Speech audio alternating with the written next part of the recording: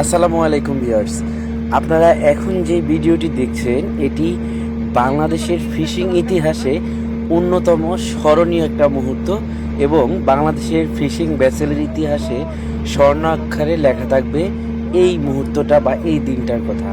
কেন বলছি জানেন? এই যে আপনারা যে ফিশিং ভেসেলটি দেখতেছেন এটি হচ্ছে অ্যাপিক ক্রিসেন্ট 4। তো এই জাহাজটি মাত্র 2 ঘন্টা জাল টেনে প্রায় 2 কোটি টাকার উপরে ক্যাটফিশ, সমুদ্রের যে ক্যাটফিশগুলো আপনারা চিনেন, আমরা কাটা মাছ বলি, মোস কাটা, সেই মাছগুলো পেয়েছে। কি অবাক করার কাণ্ড না? হ্যাঁ ভিউয়ার্স, এই জন্যই আমি বলছি যে বাংলাদেশের ফিশিংয়ের ইতিহাসে এটি একটি স্মরণীয় মুহূর্ত। তো ভিউয়ার্স, আপনারা দেখতে পাচ্ছেন প্রথম এক ব্যাগ মাছ উঠাচ্ছে তারা সমুদ্র থেকে এবং দেখে মাছগুলো কিভাবে জীবিত লাফালাফি করতেছে।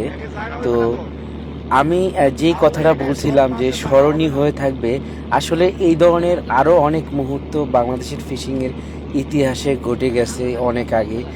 এইরকম অনেক মাছ পেয়েছে, কিন্তু এই যে মোষ কাটাগুলো আপনারা দেখতে পাচ্ছেন, এই মোষ কাটা মাছ, এতগুলো মাছ কোনো জাহাজ একসাথে আর কখনো পায় না।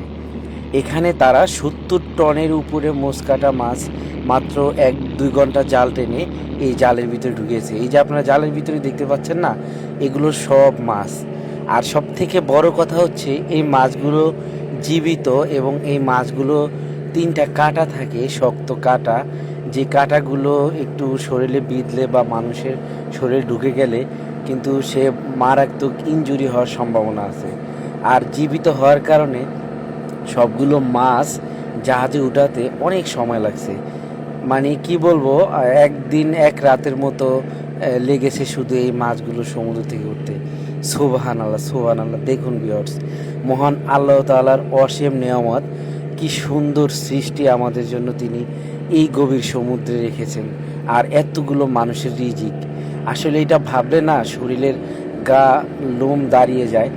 তো ভিউয়ার্স, আপনারা এই ভিডিওটা আমার পেজে আগেও দেখেছেন, কিন্তু সম্পূর্ণ ভিডিওগুলো আমি দিতে পারি না, কারণ এই যে মানুষগুলো এতগুলো মাছ পেয়েছে এই জাহাজটায়, ভিডিও করার মতো সময় আসলে কারণেই, কারণ সবাই কিন্তু কাজে খুবই ব্যস্ত, আর যেহেতু সম্পূর্ণ মাছ উঠাতে উঠাতে অনেক সময় লাগছে, আসলে পুরো ট্রলের বা সবগুলো মাছ উঠানোর মতো যে ভিডিওগুলো করার দরকার ছিল সেটা কেউ করতে পারে নাই। কাজের ফাঁকে ফাঁকে যতটুকু সম্ভব ভিডিও করেছে, আর সেগুলোই আপনাদের জন্য আমরা উপস্থাপন করি বা আপনাদেরকে দেখাই।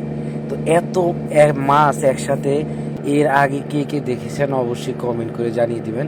আর আপনি যদি জীবনের প্রথম এই দেখে থাকেন তাহলেও কমেন্ট করে জানিয়ে দিবেন। তো ভিউয়ার্স, দেখুন মাছগুলো জালের ভিতরে দেখতে কত সুন্দর লাগতেছে, আর ভেসেল অনুযায়ী এতগুলো মাছ তাদের জন্য অনেক প্রেশার হয়ে গেছে, কারণ এই ভেসেলের যতটুকু ক্যাপাসিটি বা এই ভেসেলটার যতগুলো ধারণ ক্ষমতা তার থেকে ওভার মাছ হয়ে যাওয়ার কারণে তাদের মাছগুলো উঠাতে অনেক সময় লাগছে এবং অনেক কষ্ট হয়েছে। তারপরে কিন্তু মহান আল্লাহ পাকের কাছে অনেক অনেক শুকরিয়া, সম্পূর্ণ মাছগুলো কিন্তু তারা সমুদ্র থেকে উঠিয়েছে এবং খুব সুন্দরভাবে তারা মাছগুলোকে প্রসেস করতে পেরেছে।